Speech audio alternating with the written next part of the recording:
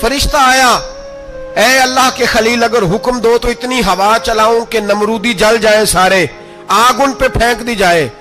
آپ نے فرمایا تو جا، تجھ سے مجھے کوئی کام نہیں۔ تھوڑی دیر کے بعد پانی کا فرشتہ آیا، کہا حضور اتنی بارش برساؤں گا کہ آگ بجھ جائے گی۔ فرمایا تو جا، تجھ سے کوئی کام نہیں۔ اب جب منجنیق میں رکھ دیے گئے، آگ میں جانے کا لمحہ ہے، تیاری ہے، حضرت جبریل امین حاضر خدمت ہوئے۔ کہا ابراہیم کوئی حاجت؟ فرمایا تجھ سے کوئی نہیں۔ کہا چلو مجھ سے نہیں تو رب کریم سے ہی بات کر لو، مجھے پتا ہے میں چھوٹا ہوں، آپ مجھ سے مدد کیوں لوگے، رب کریم سے ہی بات کر لیں۔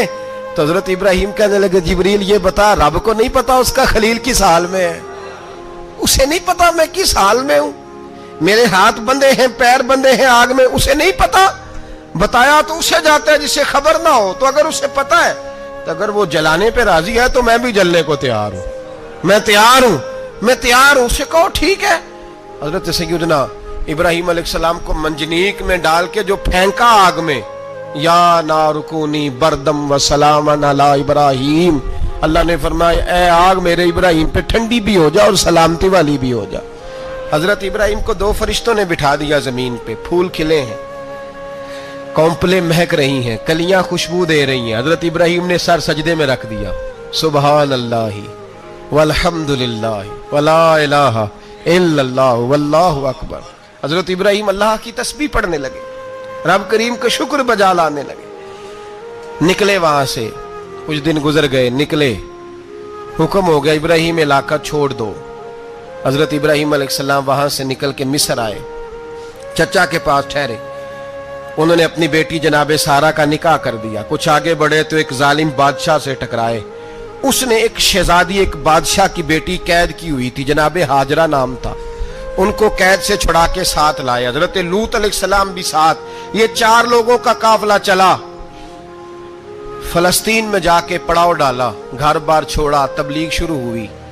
حضرت ابراہیم کے گھر میں 2 خواتین ہیں، ایک آپ کی بیوی ہیں، ایک حضرت ہاجرہ ہے، اولاد کوئی نہیں، بڑا میوہ ہے میٹھا۔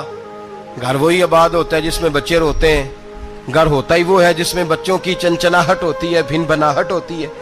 حضرت ابراہیم نے ایک بچہ روتے ہوئے دیکھا تو آنکھوں میں آنسو آئے، کہنے لگے ربی ہب لی من الصالحین، یا اللہ مجھے بھی نیک اولاد عطا کر دے۔ حضرت سارہ نے سن لیا، کہنے لگی ابراہیم شاید میرے بطن سے تو آپ کو نصیب نہیں، ہاجرہ سے نکاح کر لو۔ جناب ہاجرہ سے نکاح ہوا۔ اللہ تو بڑا بے نیاز ہے، رب کریم نے حضرت اسماعیل جیسا خوبصورت بیٹا عطا فرمایا۔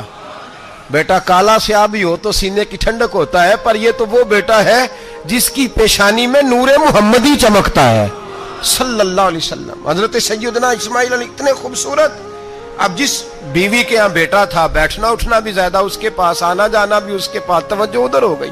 جناب سارہ رشک کرنے لگی، ایک دن کہنے لگی اسے چھوڑا جنگل میں، وادی غیر ذی زرع، مکے کے پاس